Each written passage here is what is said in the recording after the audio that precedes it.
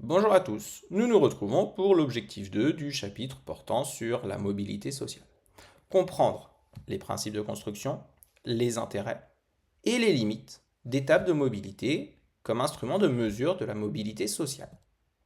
Les étapes de mobilité sont importantes dans nos sociétés démocratiques contemporaines puisque, contrairement à la période de l'Ancien Régime par exemple, les positions sociales des individus ne sont pas héréditées. C'est-à-dire qu'en théorie, dans nos sociétés démocratiques contemporaines, chaque individu doit avoir la possibilité d'occuper la position sociale qu'il souhaite selon son effort, selon son mérite.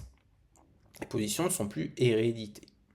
Donc les tables de mobilité permettent de mesurer cette mobilité sociale et également, puisqu'elles sont faites tous les 10 ans, de procéder à des comparaisons temporelles. Est-ce que notre société est plus mobile aujourd'hui qu'il y a 10 ans, qu'il y a 20 ans, qu'il y a 30 ans, etc.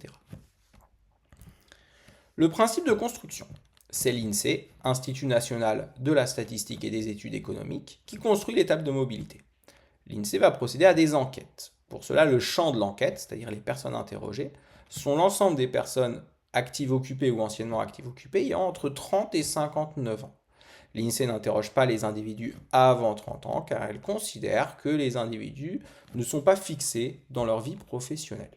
L'INSEE va leur poser deux questions. Quelle est votre profession? Et quelle était la profession de votre père à votre âge? L'INSEE ne demande pas la PCS de l'individu, puisque la plupart des individus ne savent pas à quel PCS ils appartiennent. L'INSEE leur demande leur profession et ensuite traduit la profession dans la PCS.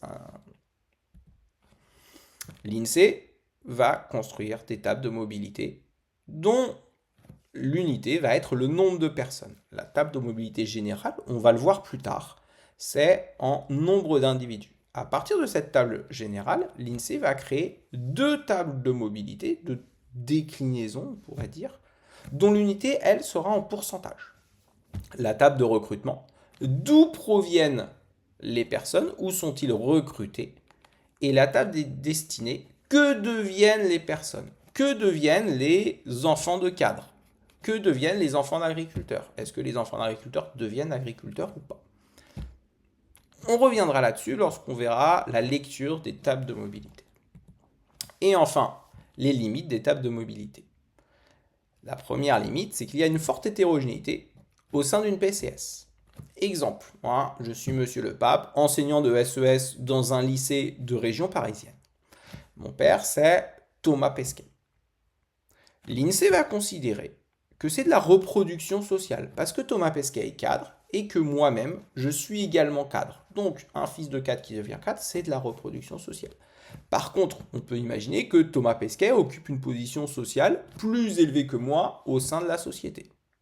Si mon père était un grand chirurgien international et que moi je finis enseignant de SES au lycée d'Arpajon, c'est pareil. La société, l'INSEE considère que pour la société, c'est de l'immobilité sociale, puisque je suis cadre et que mon père, qui est un grand chirurgien international, est cadre. Pourtant, on pourrait légitimement penser qu'il s'agit de mobilité verticale descendante, puisque un enseignant de SES en région parisienne occupe une position sociale inférieure à un grand chirurgien international. Deuxième limite, une même PCS peut évoluer au fil du temps. Ce n'est pas la même chose d'être ouvrier, par exemple, dans les années 60 et maintenant. Ça a posé un problème pour effectuer des comparaisons dans le temps. Troisième problème, la table de mobilité analyse la situation à un instant T, à une situation précise. On en fait une tous les 10 ans. Or, la situation d'un individu peut évoluer l'année d'après, dans 2 ans, dans 3 ans, dans 4 ans, et cette table de mobilité ne capte pas cette évolution. Par exemple, j'ai 35 ans, je suis cadre, je suis interrogé par l'INSEE. L'année d'après, je perds mon travail et je retrouve un emploi en tant qu'employé polyvalent chez McDonald's. Bon, bah comme l'INSEE m'a posé la question quand j'avais 35 ans, j'étais cadre, je suis noté cadre. Pourtant, l'année d'après, je suis devenu employé. Et évidemment, ça marche aussi dans l'autre sens. L'INSEE m'interroge, je suis serveur chez McDonald's, ou employé polyvalent, comme on appelle ça, chez McDonald's, à 35 ans, l'INSEE m'interroge. L'année d'après, j'ai effectué une formation pour devenir profession intermédiaire. L'INSEE m'a classé en tant qu'employé. Et il faudra attendre 10 ans pour la prochaine enquête pour pouvoir voir ces changements. L'INSEE mesure la mobilité objective. Il peut y avoir des sentiments de mobilité différents de la mobilité réelle. La mobilité objective, mobilité subjective, objective l'objet, la réalité, subjective le sujet, le sentiment des individus. Un individu peut avoir un sentiment d'avoir une mobilité verticale descendante par rapport à son père à cause de la hausse du coût de la vie, par exemple, alors qu'il effectuait le même métier ou qu'il appartenait à la même PCS que son père. Les tables de mobilité ne prennent pas en compte, ou sinon très peu, la mobilité des femmes. C'est une analyse très récente, la mobilité des femmes par rapport à leur mère et par rapport à leur père. C'est extrêmement récent du fait de l'entrée tardive des femmes sur le marché du travail. Ça commence à évoluer, mais on manque de recul. On ne peut pas faire des comparaisons dans le temps.